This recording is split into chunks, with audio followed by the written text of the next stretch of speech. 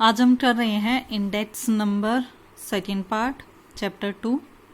अब तक आपने इंडेक्स नंबर निकालते कैसे हैं उसके फॉर्मूलेस पढ़े थे। अब निकालते टाइम आने वाली क्या क्या इसमें प्रॉब्लम्स हमें फेस करनी पड़ेंगी इंडेक्स नंबर निकालते हुए, उसके बारे में पढ़ेंगे। वे प्रॉब्लम्स क्या हो सकती हैं इसमें? Chain index, fix index, base conversion, base shifting, splicing, deflation, consumer price index, ये सारी हैं प्रॉब्लम्स जो इंडेक्स नंबर निकालते टाइम आपके लिए आएंगे। सबसे पहले है chain index and fix index. देखो इसके बारे में पढ़ेंगे। क्या है इसमें? चेन बेस इंडेक्स और फिक्स बेस इंडेक्स। पहले हम कर रहे हैं चेन बेस इंडेक्स। अब चेन बेस इंडेक्स नंबर्स में निकालना हो, शॉर्ट फॉर्म इसके यूज करेंगे CBI for chain base index number. अब इसमें क्या होता है कि जिस भी ईयर का हमें इंडेक्स नंबर निकालना हो उससे पिछले वाले ईयर को हमने बेस मान लेते हैं। तो क्या है इसमें? Chain base index is an index in which the year immediately preceding the one is taken as base year.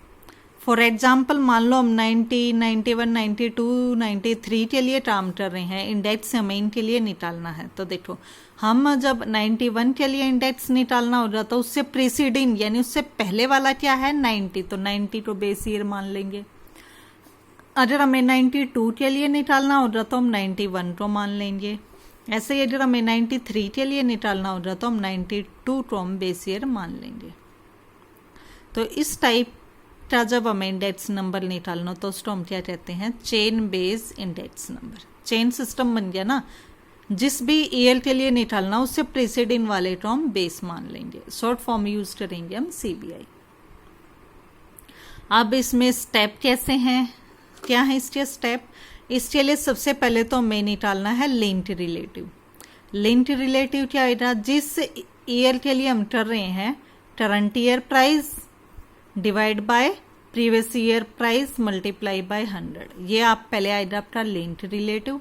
फिर हमें निकालना था इसमें चेन बेस इंडेक्स। तो क्या आएगा? लिंक्ड रिलेटिव करंट ईयर का multiply by chain index previous का डिवाइड बाय 100। क्लियर?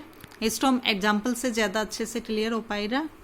तो एग्जाम्पल फर्स्ट देखते हैं। इसमें आपके दो तरह के एग्जाम्पल आएंगे, सिंगल केस वाले और डबल केस वाले या मल्टी केस वाले। सिंगल कमोडिटी केस या फिर मल्टी वाले। तो हम पहले सिंगल वाला कर रहे हैं। चेन बेस इंडेक्स करना है हमें। तो देखो ईयर 2005 से 2010 तक का आपको गिवन है। प्राइस 94, 98, 102, 95, 98, 100 ये आपके गिवन थे। तो जब भी हमें चेन बेस इंडेक्स निकालना हो हमारा काम है सबसे पहले निकालना लिंक्ड रिलेटिव। अब लिंक्ड रिलेटिव क्या होता है? करंट ईयर का price divide by previous year multiply by 100। तो जब 94 के लिए निकालोगे, प्रीवियस ईयर तो कुछ है ही नहीं, तो लिंक्ड रिलेटिव जो स्टार्टिंग वाला ईयर होता है उसके लिए क्या ले लेते हैं हम? 100। अब फॉर्मूला क्या कहता है? Current divide by previous multiply by 100। तो इसमें करंट है 98 डिवाइड बाय 94 मल्टीप्लाई बाय 100। देखो आप इसमें लिंक्ड रिलेटिव का फॉर्मूला क्या कहता है? Current year upon base year multiply by 100। Current year upon previous year multiply 100। Current upon previous multiply 100। Current upon previous multiply 100। Current upon previous multiply 100। Starting वाला हमने बस 100 लेना है। सिंप्लीफाई किया तो ये वैल्यूज आ गई। लिंक्ड रिलेटिव निकालना आपके लिए बिल्कुल ही आसान है। बस ये फार्मूला आपने यूज करना है, current year price upon previous year price multiply by 100। ये स्टेप होने के बाद नेक्स्ट स्टेप आपका चेन बेस इंडेक्स।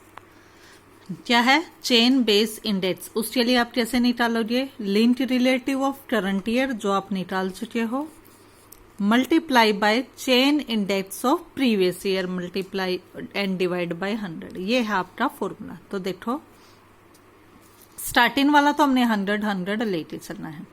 अब ये क्या कहता है? लिंक्ड रिलेटिव ऑफ करंट तो टरंट ये रहा, लिंक्ड रिलेटिव कितना है 104.3 मल्टीप्लाई चेन ऑफ प्रीवियस में कितना है 100 और डिवाइड बाय 100, सबके डिवाइड बाय 100 तो आएगा। ऊपर वाले टर्म ही देख लेते हैं, यहां जाओ नेक्स्ट में, लिंक्ड रिलेटिव ऑफ टरंट ये रहा multiply by chain index of previous का ये रहा और डिवाइड बाय 100, ऐसे ही सिंप्लीफाई कर रखा है। तो सेकंड एग्जांपल पे आप सेम स्टेप पे कर सकते हो, लिंक्ड रिलेटिव और चेन बेस इंडेक्स में स्टार्टिंग का 100 लेना है, बाकी फॉर्मूले की वैल्यूज पुट करके आपकी आई हुई हैं। तो एग्जांपल फर्स्ट और सेकंड आपका ऐसे ही हो जाएगा। जो आपने अभी एग्जांपल फर्स्ट और सेकंड किए थे वो थे आपके सिंगल कमोडिटी केस, अब आपका आ गया मल्टी कमोडिटी केस। तो उसके लिए चेन बेस इंडेक्स निकालना हो तो देखो अब तक सिर्फ ईयर में आ रही थी वैल्यूज, अब ईयर के अंदर भी पार्टीशन है ग्रुप 1 2 3 आ गया। तो पहले हम 2010 के लिए निकाल लेते, फिर 2011 12 और 13। तो देखो 2010 में दे, सिर्फ 2010 में देखो, 2010 में 3 ग्रुप हैं 1 2 3, वैल्यूज है 284। स्टार्टिंग वाला ईयर क्या है 2010, तो स्टार्टिंग वाला ईयर में लिंक्ड रिलेटिव आप हमेशा स्टार्टिंग वाले में 100 लेते थे और 100 ही आप चेन बेस इंडेक्स लेते थे। स्टार्टिंग वाले ईयर में वैल्यूज आप 100 लेते थे, तो 2010 इसमें स्टार्टिंग वाला है तो उसमें वैल्यूज हमने ले ली 100 100 100, सिंपल। 2011 में गए 3 10 5 है। अब देखो 2011 में जब आप जाओगे लिंक्ड रिलेटिव निकालना है तो फॉर्मूला क्या था, फॉर्मूला देखो लिंक्ड रिलेटिव का करंट बाय प्रीवियस। तो ग्रुप 1 की बात करें, करंट 3 बाय प्रीवियस 2, तो 3 बाय 2 मल्टीप्लाई 100 वो आ गया 150। ऐसे ही 10 by 8 multiply 100, 5 by 4 multiply 100, simple ये है।